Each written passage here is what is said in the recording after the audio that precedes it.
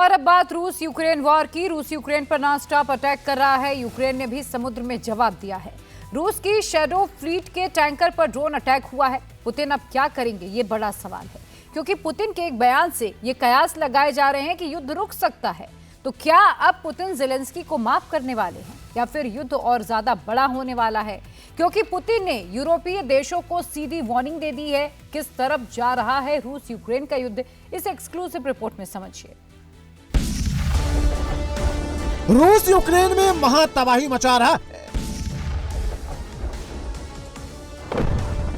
भीषण अटैक की यह तस्वीर यूक्रेन के ओडेसा की है, जहां रूसी सेना ने बैलिस्टिक मिसाइलों से अटैक कर इस हमले में पोर्ट के बुनियादी ढांचे को भारी नुकसान पहुंचा और 7 लोगों की मौत हो गई। हमलों में गेरान 2 जैसे आत्मघाती ड्रोनों का भी इस्तेमाल किया जा रहा है। यूक्रेन में रोड, पुल, पावर स्टेशनों समेत बेसिक इंफ्रास्ट्रक्चर को तबाह कर रहा।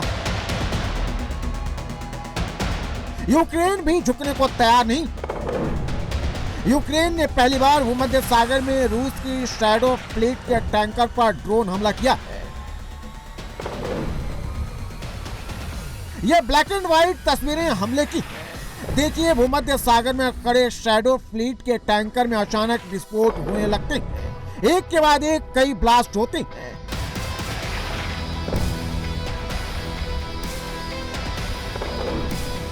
इसे नेटवर्क के जरिए रूस कच्चा तेल बेचकर यूक्रेन युद्ध के लिए फंड जुटाता है।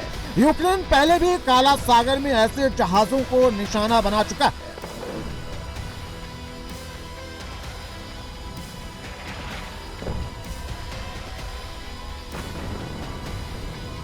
रूस और यूक्रेन के बीच 4 साल से भीषण जंग छिड़ी है। ट्रंप पीस प्रोसेस को आगे बढ़ा रहे हैं। दोनों देशों के बीच मध्यस्थता कराने की कोशिश भी चल रही है, लेकिन दोनों तरफ से हमले भी बदस्तूर जारी हैं। इस बीच पुतिन ने बड़ा बयान दिया है। पुतिन का कहना है कि वो शांति स्थापित करने के लिए तैयार है, लेकिन यूक्रेन युद्ध खत्म करने से इनकार कर रहा है।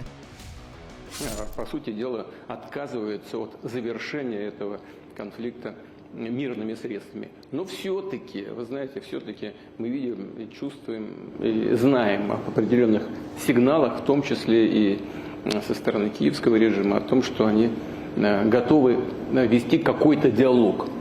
Единственное, что я хочу сказать, мы тоже всегда об этом говорили, мы готовы и хотим завершить этот конфликт мирными средствами на основе тех принципов, которые были изложены мною в июне прошлого года в Министерстве иностранных дел Российской Федерации и при устранении первопричин, которые привели к этому кризису.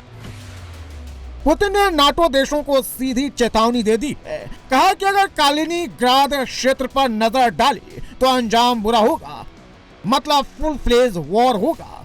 Кража – это тайное похищение имущества, а у нас пытаются сделать открыто. Это грабеж. Это не просто удар по имиджу, это подрыв доверия, в данном случае, к еврозоне.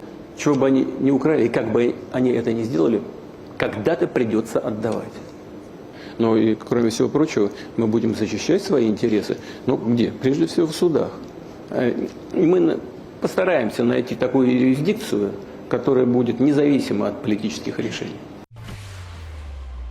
क्या पुतिन यूरोपीय देशों की घेराबंदी कर रहे हैं? क्या पुतिन के दिमाग में यूरोप से भीषण युद्ध लड़ने का ख्याल चल रहा है? क्या पुतिन यूरोप से सीधी टक्कर लेने के लिए तैयार है?